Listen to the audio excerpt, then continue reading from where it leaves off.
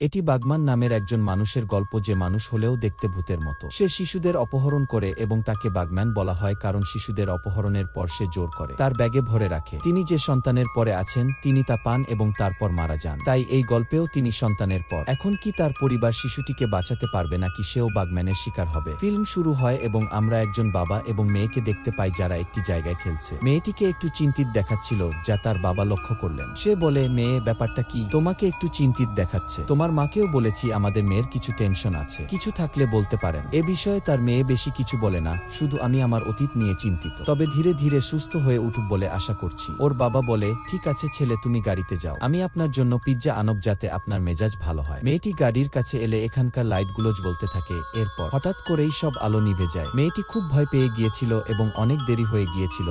তার বাবা ফিরে আসেনি, তাই সে নিজেই তার কাছে যাওয়ার সিদ্ধান্ত নেয়। সে একই হোটেলে পৌঁছে যেখান থেকে তার বাবা পিৎজা নিতে এসেছিলেন। হোটেলটি সম্পূর্ণ খালি ছিল এবং যখন সে তার বাবাকে দেখতে এগিয়ে যায় তখন সে মাটিতে শুয়েছিল। তার অবস্থা খুবই খারাপ, আহত, এবং সে উঠতে পারছিল না। মনে হচ্ছিল যেন সে অবশ হয়ে গেছে, অর্থাৎ তার হাত পা কাজ করছে না। তার বাবার অবস্থা দেখে সে খুব ভয় পায়, কিন্তু সে কিছু বোঝার আগেই একজন ব্যাগম্যান এখানে আসে, যে মেয়েটিকে ধরে জোর করে ব্যাগে রাখে এবং ভর্তি করতে থাকে। তারপর জিপ বন্ধ করার সাথে সাথে মেয়েটি সেখানেই মারা যায়। এখন এই ঘটনা 4 বছর ধরে চলছে। এরপরে আমরা একটি পরিবার দেখতে পাই যার স্বামীর নাম প্যাট্রিক ছিল, যার সাথে তার স্ত্রী এবং তাদের ছোট ছেলে থাকতেন। এই পরিবারটি তাদের জীবন অতিবাহিত করছিল। এখন প্যাট্রিকের ভাই এবং তার স্ত্রীর বোন তাদের সাথে দেখা করতে তাদের বাড়িতে আসে, যারা আগে আসতেন। এখন প্যাট্রিক ও তার ভাই কাঠের ব্যবসা করেন। প্যাট্রিক তার ভাইকে বলে যে আমি এমন একটি মেশিন তৈরি করেছি যা খুব ভালো এবং অল্প সময়ে গাছ কাটতে পারে। এই মেশিন ব্যবহারে আমাদের অনেক পরিশ্রম ও অর্থ সাশ্রয় হবে। তার ভাই মেশিনের কাজ দেখে সেও বলল, হ্যাঁ ভাই, খুব ভালো, সবাই আপনার এই প্রকল্প পছন্দ করবে। এখন এখানে প্যাট্রিকের স্ত্রী,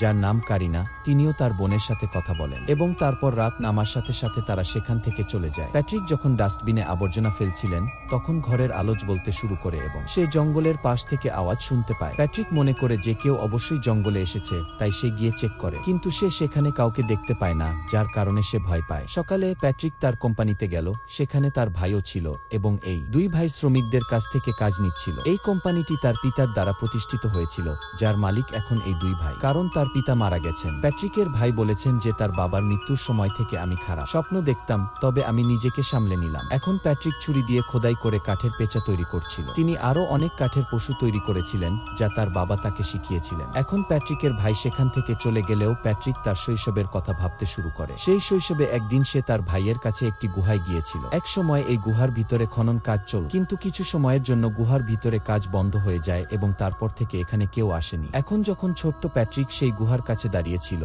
তখন একজন লোক গুহা থেকে বেরিয়ে আসতে শুরু করে, যার হাতে একটি কাঁচি ছিল এবং সে চিমটি দিয়ে তার চুল কাটল। এটা দেখে প্যাট্রিক খুব ভয় পেয়ে নিচে পড়ে গেল, কিন্তু ততক্ষণে লোকটি গুহায় ফিরে গেল। প্যাট্রিকও সেখান থেকে পালিয়ে গেল। এখন বর্তমান সময়ে কারিনাকে আমরা দেখছি, যিনি বাড়িতে তার সন্তানের সাথে খেলছেন। কিন্তু কারিনা যখন তার ল্যাপটপে কাজ শুরু করে তখন সে তার সন্তানের থেকে তার মন হারিয়ে ফেলে এবং তার সন্তানটি খেলতে গিয়ে জঙ্গলে চলে যায়। সে আসলে একটি পুতুলকে অনুসরণ করে এগিয়ে যাচ্ছিল। কিছু সময় পরে কারিনা যখন তার সন্তানের কথা ভাবল, সে তাকে দেখে, কিন্তু যখন সে তাকে দেখতে পায় না তখন সে তাকে সর্বত্র খুঁজতে শুরু করে। সেও খুব চিন্তিত ছিল, কিন্তু শিশুটিকে না পেয়ে তিনি জঙ্গলে খোঁজ করতে যান। কিছু দূর যাওয়ার পর অবশেষে তিনি তার সন্তানের সন্ধান পান, যা দেখে কারিনার জীবনে প্রাণ ফিরে আসে। সে তাকে তুলে নিয়ে বাড়ি নিয়ে আসে, কিন্তু সেও তার ভুল বুঝতে পেরেছিল যে আমার সন্তানকে এভাবে একা রেখে যাওয়া উচিত হয়নি। রাতে প্যাট্রিক বাড়িতে এলে কারিনাও তাকে কথা জানান, আর দুজনে কথা বলার সাথে সাথেই হঠাৎ আলো আবার জ্বলতে শুরু করে, যেমনটা আগে করছিল। এখন এটা দেখে প্যাট্রিক আশ্চর্য হয়ে গেল যে আলো দিয়ে এমন হয় কেন, কিন্তু তিনি বিষয়টি উপেক্ষা করেন। তারপর সে গিয়ে তার ল্যাপটপে কাজ শুরু করে। এতক্ষণ ধরে যে ছুরিটা বানানোর চেষ্টা করছিল সে ছুরি দিয়ে সে পুতুলটাকে আঁচড়ে নিচ্ছিল। তখন তিনি একটি মেইল পান যে বট কোম্পানি তাকে টাকা ধার দিতে প্রস্তুত নয়। এতে তিনি রেগে যান এবং টেবিলের ওপর ছুরি মেরে ভেঙে দেন, তারপর আবর্জনার মধ্যে ফেলে দেয়। প্যাট্রিক তার ছেলের ঘর থেকে একটি আওয়াজ শুনতে পেলেন। মনে হলো সে কারো সাথে কথা বলছে। বলেই সে তার ছেলের ঘরে গিয়ে তাকে জিজ্ঞেস করে, তুমি কার সাথে কথা বলছো? শিশুটি বলে যে এখানে একটি পুতুল ছিল, আমি সেই পুতুলটির সাথে কথা বলছিলাম। কিন্তু প্যাট্রিক এখানে কোনো পুতুল পুতুল দেখতে পাচ্ছেন না, কিন্তু তা উপেক্ষা করে সে তার সন্তানকে ঘুম পাড়িয়ে দেয় এবং যখন সে ফিরে আসছিল তখন আবার আলো জ্বলতে শুরু করে। এখন এটা দেখে প্যাট্রিক চিন্তিত হলেন। সে তার ঘরে এসে জানালা দিয়ে জঙ্গলের দিকে তাকাতে থাকে। তার মনে হয় বনে একজন মানুষ আছে, সেজন্য সে বেসবল ব্যাট নিয়ে ঘর থেকে বেরিয়ে আসে আর বনের দিকে তাকিয়ে বলে যে তুমি যেই হও তামাশা বন্ধ করো, বুঝলে, সোজা আমার সামনে চলে আসো, তারপর দেখা হবে। এই বলে সে অপেক্ষা করতে লাগল, কিন্তু কেউ বন থেকে বের হয় না। এরপর কারিনাও তার সন্তানকে নিয়ে বেরিয়ে পড়েন। প্যাট্রিক তাকে দ্রুত বাড়ির ভিতরে যেতে বলে, কারণ কেউ আমাদের গুপ্তচর বৃত্তি করছে। এখন তারা কোনোভাবে রাত কাটায়, কিন্তু পরদিন সকালে তারা পুলিশকে ফোন করে। তারা সব বলে এবং পুলিশ তাদের বাড়ি, বন, সর্বত্র তল্লাশি করে, কিন্তু তারা অদ্ভুত কিছু খুঁজে পায় না। পুলিশ ছাদে তল্লাশি করতে গেলে সেখানে কাঠের টুকরো পড়ে থাকতে দেখা যায়। সেটা দেখে প্যাট্রিক বলে, এই কাঠের টুকরোগুলো এখানে এলো কি করে, যখন আমি তাদের আবর্জনার মধ্যে ফেলে দিয়েছিলাম। এরপর পুলিশ কর্মকর্তা প্রমাণ হিসেবে কাঠের টুকরোগুলো নিজের কাছে রাখেন এবং প্যাট্রিককে তার নম্বর দিয়ে তিনি বলেছেন যে আপনি সাবধান হন, আর কোনো সমস্যা দেখা দিলে আমাদের কল করুন। তারপর প্যাট্রিক আবার তার কাজ শুরু করে। তিনি যখন আবর্জনা পরীক্ষা করলেন তখন তিনি সেই একই পেঁচা দেখতে পেলেন যা তিনি ছোটবেলায় তৈরি করেছিলেন, কিন্তু সে জানত না এই শৈশব পেঁচা কিভাবে আমার কাছে এল। সেজন্য সে তার স্ত্রীকে এ ব্যাপারে জিজ্ঞাসা করে, এই পেঁচা এনেছ? কারিনা বলেন, না, আমি এই প্রথম পেঁচা দেখলাম। প্যাট্রিক কিছুই বুঝতে পারছে না। সে ভাবছে, আজ আমার ছোটবেলার খেলনা এলো কেমন করে। তিনি আরও জানতে পারেন যে প্যাট্রিক যে ছুরিটি ভেঙে আবর্জনার মধ্যে ফেলেছিলেন সেটিও সেখান থেকে হারিয়ে গেছে। এখন কারিনা তাকে বলেন, আমাদের সন্তান সারাক্ষণ বাঁশি বাজায়, তাই কাজ করতে সমস্যা হচ্ছে। সে প্যাট্রিককে বাঁশি দেয় এবং তাকে লুকিয়ে রাখতে বলে, তাই সে বাঁশিটা একটা বাক্সে রাখে এবং প্যাট্রিক নিজেই তার মেয়ের সাথে খেলা শুরু করেন। আর তার ছেলে স্নান করতে করতে পিডাপিডি করতে থাকে যে আমার সেই বাঁশিটা চাই। বলেই প্যাট্রিক গুদামে যায়, কারণ যে বাক্সে তিনি বাঁশি রেখেছিলেন সেই বাক্সটি এখন গুদামে রাখা হয়েছে। এখন তার চলে যাওয়ার পর শিশুটি একা ছিল, তাই ব্যাগম্যান জানালা খুলে বাথরুমে আসতে লাগল। কিন্তু প্যাট্রিকের ধারণা ছিল যে কিছু ভুল হয়েছে। সে কারণেই তিনি তার সন্তানের কাছে ফিরে আসেন এবং তার যত্ন নেন। যেখানে কারিনাও এসেছিলেন, কারণ তিনিও তার সন্তানের কণ্ঠ শুনেছিলেন। তার ছেলে ভালো ছিল। সে শুধু বলে যে আমি এখানে একটি পুতুল দেখেছি। এখন বাঁশি না পাওয়ায় প্যাট্রিক চিন্তিত, যদিও বাক্সে রেখেছিলেন। এমনকি প্যাট্রিক আবর্জনা পরীক্ষা করে দেখেন যে হয়তো কেউ ভুল করে ফেলেছে, কিন্তু আবর্জনার মধ্যেও বাঁশি পাওয়া যায় না। এরপর তিনি নিজ ঘরে ঘুমাতে যান, কিন্তু তখন তার ফোনে অ্যালার্ম থেকে মেসেজ আসে যে এতে কিছু একটা সমস্যা আছে। বলেই প্যাট্রিক অ্যালার্ম চেক করতে গেল, তবে তিনি একেবারেই ভালো ছিলেন। কেউ একজন তার ঘরের দরজা খুলে দিয়েছে। প্যাট্রিক শেডের দরজা বন্ধ করতে গেলে সেখানে একটি পুতুল দেখতে পান, যার পরনেও ছিল ক্যাপ, আর এই ক্যাপ ছিল প্যাট্রিকের শৈশব। এখন এটা দেখে প্যাট্রিক আরো ঘাবড়ে গেল, কারণ এখন তার শৈশবের টুপিও এখানে চলে এসেছে। বাড়ির ভিতরে ফিরে আসতে শুরু করলে ঘরের সব জানালা দরজা বন্ধ দেখে হতবাক হয়ে যান। তাকে বাইরে ফেলে রাখা হয়েছিল, নিজের ঘরের ভিতরেও যেতে পারেননি, কিন্তু দরজার জানালা দিয়ে উকি দিতেই ব্যাগম্যান ভেতরে চলে আসে। প্যাট্রিক খুব নার্ভাস হয়ে যায়। সে দ্রুত দরজার জানালা ভেঙে প্রথমে দরজা খুলে দ্রুত ভিতরে আসে। সে সাথে সাথে তার স্ত্রী ও ছেলের কাছে যায় এবং প্রথমে তার জীবন বাঁচায়, কিন্তু বাড়িতে খোঁজ নিয়ে কাউকে পাওয়া যায়নি। কিন্তু প্যাট্রিক খুব ভয় পায়। পরের দিন সে পুলিশকে ফোন করে। পুলিশ অফিসার তাকে বলে যে আপনাকে আপনার বাড়ির বাইরে সিসিটিভি ক্যামেরা বসাতে বলা হবে। ঠিক আছে, বলুন, বাড়ি থেকে কিছু হারিয়ে গেছে? এই সময়ে প্যাট্রিক হ্যাঁ বলেন। আমার ছেলের বাঁশি, যেটা সে প্রায় বাজাতো। অফিসার তাকে শান্ত করেন, চিন্তা করবেন না, আমরা এখন থেকে আপনার বাড়ির আশেপাশে থাকব। কিন্তু প্যাট্রিক এখনো চিন্তিত। তিনি বুঝতে পারছিলেন না কি হচ্ছে, কেন আমার সমস্যা দিন দিন বাড়ছে। সে তার ভাইকেও বিশ্বাসটি জানায় আর বলে, ছোটবেলায় যাকে বোকা বানিয়েছিলাম আজ আমার কাছে এসেছে, আর আমি যে ক্যাপটা সবসময় পরতাম সেটাও কেউ এনে দিয়েছে, কিন্তু কারা এই কাজ করেছে তা আমি জানি না। এখন প্যাট্রিক যখন রাতে ঘুমাচ্ছিল তখন সে খারাপ স্বপ্ন দেখতে শুরু করে। ব্যাগম্যানের মতো তার ছেলেকে তার কাছ থেকে কেড়ে নিচ্ছে। তারপর প্যাট্রিক তার শৈশবের কথা মনে করতে শুরু করে, যে একদিন সে তার বাবার সাথে যাচ্ছিল।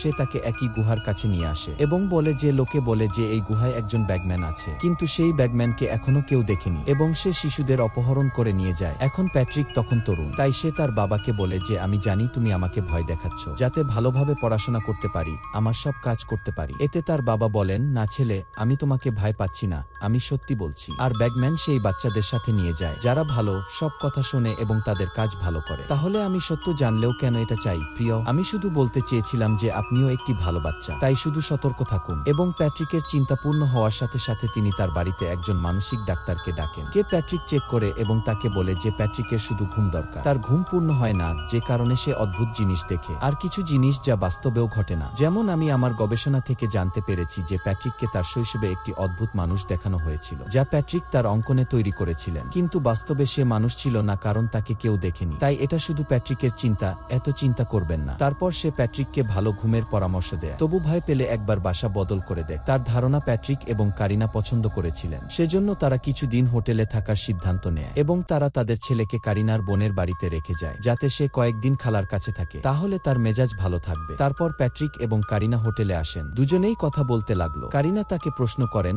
আপনার ছোটবেলায় কি হয়েছিল? তারপর প্যাট্রিক বলে যে এটা তার বাবার ব্যাগম্যান সম্পর্কে ছিল। আমি খুব ভয় পেয়েছিলাম, তাই আমার বাবা আবার আমার কাছে এলেন। তিনি আমাকে একটি ছুরি দিয়ে বললেন যে ব্যাগম্যান আপনার আশেপাশে থাকতে পারে, তাই আপনার নিরাপত্তার জন্য এটি সবসময় আপনার সাথে রাখুন। আর যদি আপনি এই ছুরিটি হারিয়ে ফেলেন, তবে ব্যাগম্যান আপনাকে ছাড়বে না। আর দেখুন, আজ সেই ছুরিটা হারিয়ে ফেলেছি। সেখানে দেখা যায় কারিনার বোনকে। সে ফোনে কারো সাথে কথা বলছিল, আর কারিনার ছেলে শান্তিতে ঘুমাচ্ছিল। কিন্তু হঠাৎ আলো জ্বলতে শুরু করে, তাই সে একটু ভয় পেয়ে গেল এবং গিয়ে শিশুটিকে পরীক্ষা করে, যা একেবারে ঠিক ছিল। কিন্তু ততক্ষণে ডোরবেল বেজে উঠল এবং যখন তিনি গিয়ে চেক করলেন, এটি ব্যাগম্যান ছিল। এখানেও কারা এসেছিল তাকে দেখে কারিনার বোন খুব ভয় পেয়ে যায় এবং দ্রুত গিয়ে শিশুটির যত্ন নেয়। সে সাহায্যের জন্য কাউকে কল করার চেষ্টা করে, কিন্তু এতক্ষণে সব কাজ বন্ধ হয়ে গেছে বলেই সে ছুরিটা হাতে নিয়েছিল। কারিনার ছেলেকে নিয়ে আলমারিতে লুকিয়ে রাখে, কিন্তু ব্যাগম্যান যে তাকে দেখেছিল সেও তাকে ধরতে আসে। কারিনার বোনকে ধরলেন ব্যাগম্যান। তার উদ্ধারে সেও তাকে আক্রমণ করে এবং ভাগ্যক্রমে তার এবং শিশুর জীবন রক্ষা করে। কিছুক্ষণ পর প্যাট্রিক, কারিনা এবং উদ্ধারকারী দলও এখানে আসে। কারিনার বোন সামান্য আহত হয়েছেন, এজন্য তাকে ব্যান্ডেজ করা হয়েছিল। তারপর প্যাট্রিক সিদ্ধান্ত নেয় যে আমি আমার পরিবারকে আমার ভাইয়ের বাড়িতে নিয়ে যাব। সেজন্য সে তাদের ভাইয়ের বাড়িতে নিয়ে যায়। এবার কারিনার বোন খুব ভয় পেয়ে গেল। কারিনা তাকে বলে যে তোমার ভয় পাওয়ার দরকার নেই, কারণ আমি তোমার সাথে আছি। কারিনার বোন বলেছেন যে লোকটি খুব অদ্ভুত এবং বিপজ্জনক, আর যখন সে আমার মুখ চেপে ধরল, আমি অবশ হয়ে গেলাম। কিন্তু ঈশ্বরকে ধন্যবাদ, ছুরির সাহায্যে আমরা দুজনকেই বাঁচিয়েছি। প্যাট্রিকের হাতে একটি বেসবল ব্যাট ছিল এবং সে সারা রাত জেগে থাকার সিদ্ধান্ত নেয়, যাতে সে তার সন্তানকে রক্ষা করতে পারে, কারণ এতক্ষণে সে বুঝে গেছে বাগমান তার ছেলের পেছনে। কিন্তু কারিনা তাকে বলেন যে এখানে বিপজ্জনক কিছু নেই, কারণ আমরা তোমার ভাইয়ের বাসায় আছি। তিনিও বাড়িতে, পুলিশও বাইরে, তাই আপনি চিন্তা না করে শান্তিতে ঘুমান। সেজন্য প্যাট্রিকও শুইয়ে দিলেন। কয়েক মিনিট পর যখন তিনি ট্যাব চেক করলেন, তখন বাগম্যান তার ছেলের কাছে পৌঁছে গেছে। দেখুন, প্যাট্রিক ভয় পেয়ে গেল, দ্রুত ছেলের ঘরে ছুটে গেল, কিন্তু ততক্ষণে শিশুটিকে নিয়ে গেছে বাগম্যান। প্যাট্রিক তার ভাইয়ের ঘরে এসে দেখলেন যে তার ভাই এবং ভাইয়ের স্ত্রী মারা গেছে। তিনি যখন বাইরে এলেন,